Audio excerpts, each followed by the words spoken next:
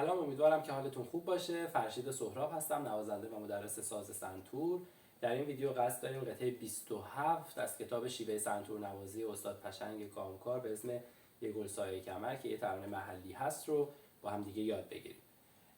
قبل از اینکه وارد ویدیو بشیم بچه‌ها، یه فعالیتی رو ما شروع کردیم و اون اینه که قراره که در هفته به جای یه ویدیو 2 تا ویدیو رو آپلود کنیم و ویدیو دوم اختصاص داره به قطعه درخواستی شما. قطعه‌ای که دوست دارید آموزش ببینید رو بر من کامنت کنید.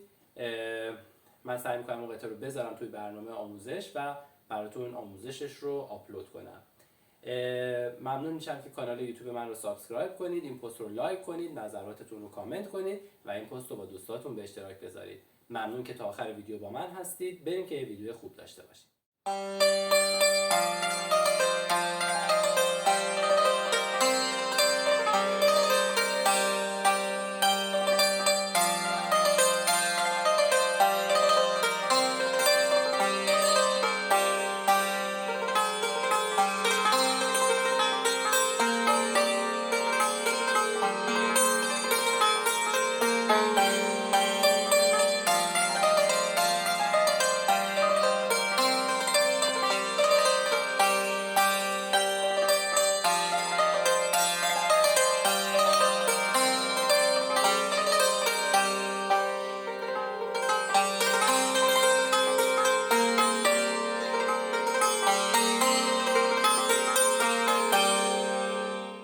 قطعه 27 از کتاب شیوه سنتور نوازی به اسم یه گل سایه کمر.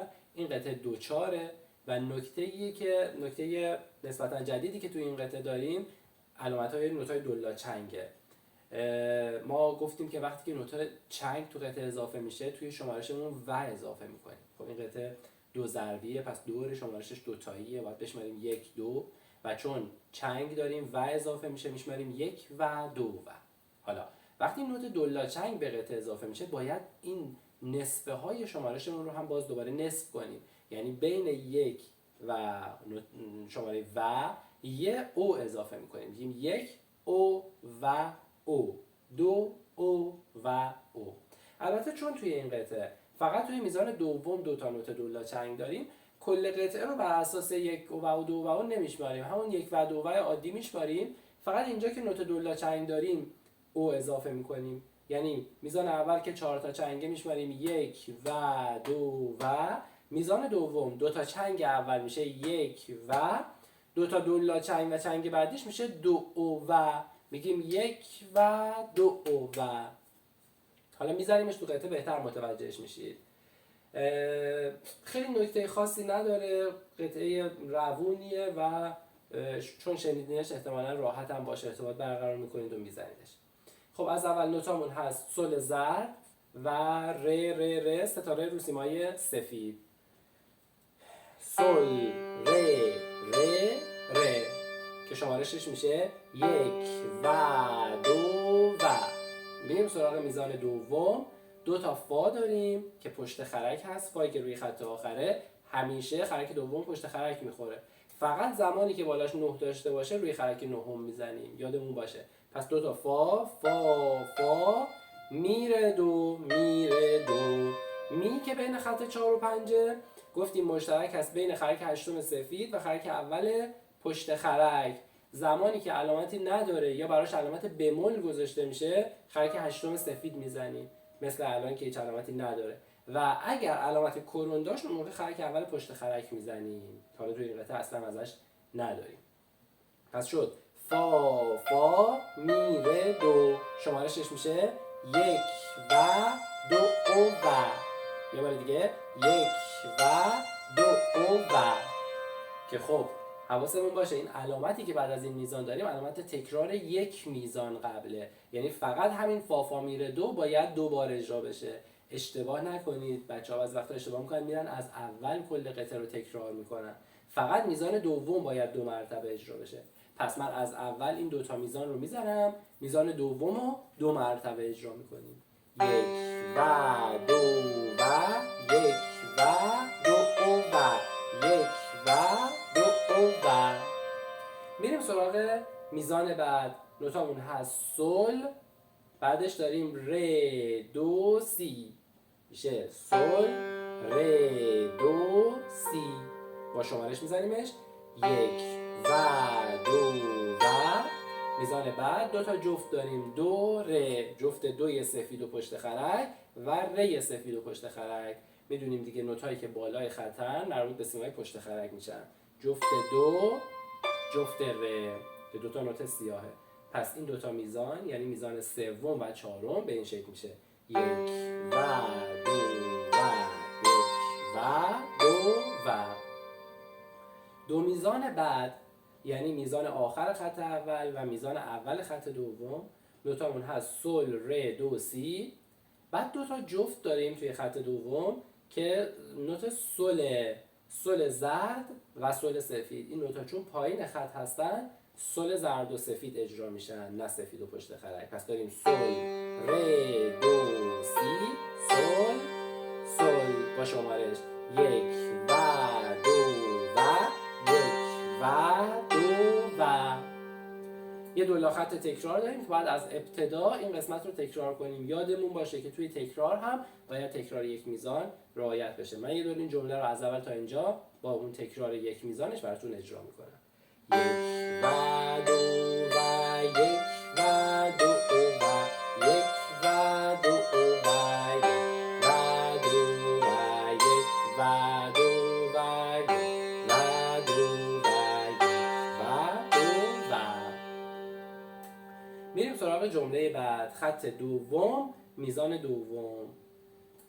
نوتامون هست سی لا سی لا. میزان بعد سل زرد سی دو. پس میشه سی لا سی لا سل سی دو.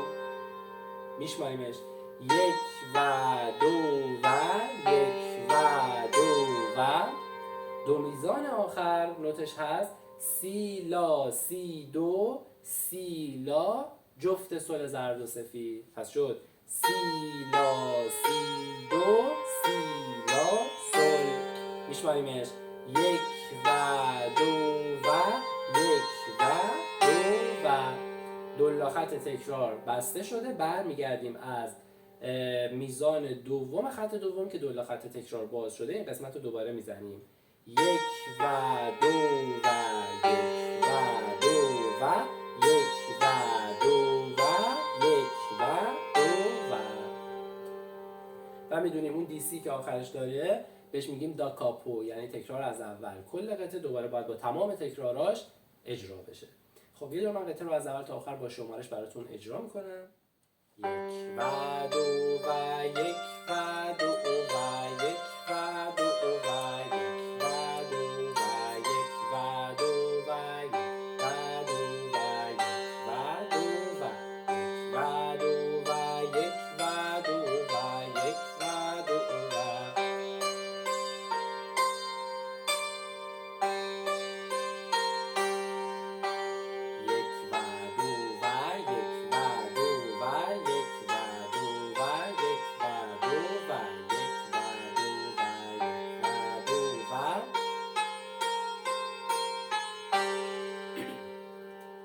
داشته باشید یه شعر داره این قطعه که میتونید شعرش رو هم باش بخونید. فقط دقت کنید که روی اون نوت‌هایی که به صورت تک رو سیمای زرد میزنیم شعر خونده نمیشه. یعنی مثلا اون سل اولی که میزنیم شعر نداره. اون قسمت یه گل سایه کمر، این سل رو میزنیم یه گلی سایه کمر. پس روی سل شعر نمیخونیم.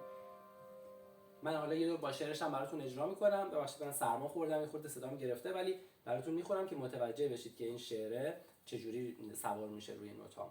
یه گلی سایه کمر سایه کمر تازه شکفته تازه شکفته نه دستم بهش میرسه بهش میرسه نه خوش میگفته نه خوش میگفته مستم مستم مستم تیغش بریده شستم مستم مستم مستم تیغش بریده شستم.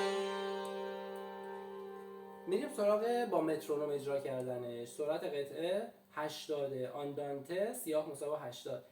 آندانته یعنی سرعت متوسط، نه زیاد آروم نه زیاد تند. مترونوم رو تنظیم میکنیم روی سرعت 82 ضربی. میدونیم که مترونوم فقط داره ضربای اصلی رو به ما میده، یعنی فقط 1 و 2 رو میده. اون و او رو باید خودمون بینش اضافه بکنیم. مترونوم داره میگه 1 2 1 2 1 و 2 و 1 و 2 و او. خب ما توی این قطعه چون فقط توی میزان دومش او لازم داریم، پس شمارشمون میشه 1 و 2 و 1 و 2 و 1 و 2 و.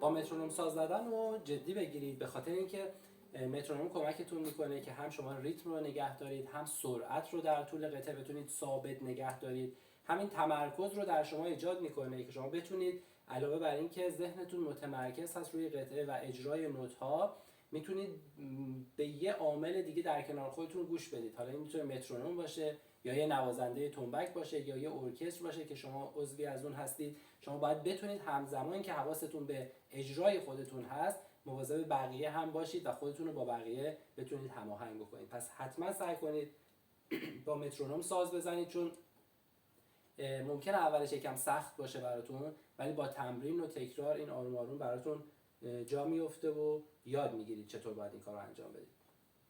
پایین قطعه یه واریاسیون ریتمیک داریم که میدونید در مورد واریاسیون قبلا توضیح دادیم که یه تغییر شکل یافته از قطعه اصلیه. حالا این تغییر میتونه به صورت ملودی باشه، توی ملودی باشه یا توی ریتم باشه. همونطور که میبینید دولا چنگا توی این قسمت بیشتر شده. من دیگه وارد جزئیاتش نمیشم، جز به جز اینا رو توضیح نمیدم براتون فقط اجراش میکنم با شمارش. دیگه شما خودتون دیگه سواد موسیقی رو به دست آوردید، میتونید نوت بخونید و بر اساس کشش نوت‌ها زمان بندی بکنید و نوت‌ها رو اجرا بکنید. فقط اینو بدونید که حتما باید شمارشتون به صورت 1 و 2 و باشه در طول قطعه. بالا چون فقط یه جای نوت دولا چنگ داشتیم، کل قطعه رو با او نمیشمردیم، اما اینجا چون تعداد دولا چنگا بیشتر شده، پس کل قطعه رو با او میشماریم که بتونیم زمان بندی دولا چنگ رو بهتر انجام بدیم. کلا ترکیب نوتایی که داریم سیاه، چنگ و دولا چنگ دیگه. هر جا سیاه داریم یک ضرب کامل، هر جا چنگ داریم نصف ضرب و هر جا دولا چنگ داریم یک چهارم ضرب. باید برای نوتمون مکس بکنیم. 1 و 2 و 1 و 2 و 1 و 2 و 1 و 2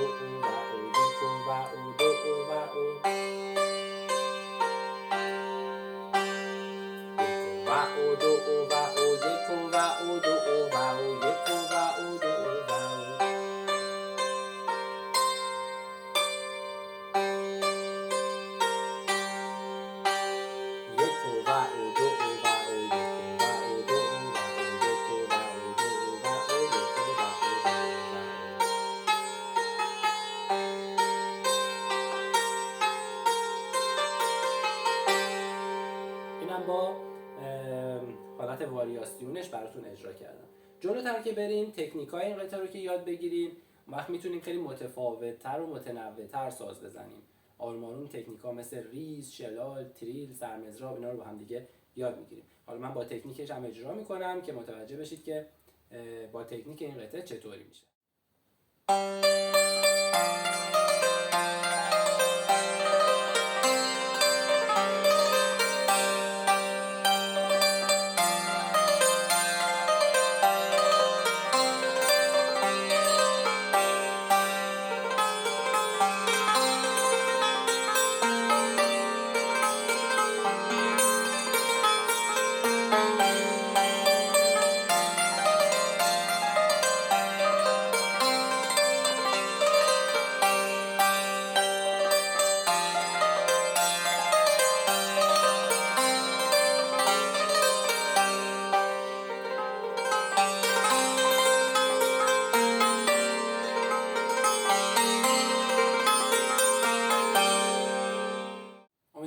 ویدیو مورد توجهتون قرار گرفته باشه. یادتون نره که قطعه‌ای که دوست دارید آموزش ببینید رو این پایین برای من کامنت کنید و من در طول هفته آموزشش رو براتون آپلود میکنم. ممنون که تا آخر ویدیو با من بودید. ممنون میشم که کانال یوتیوب من رو سابسکرایب کنید، این پست رو لایک کنید، نظرات و سوالاتتون رو کامنت کنید و این پست رو با دوستاتون به اشتراک بذارید.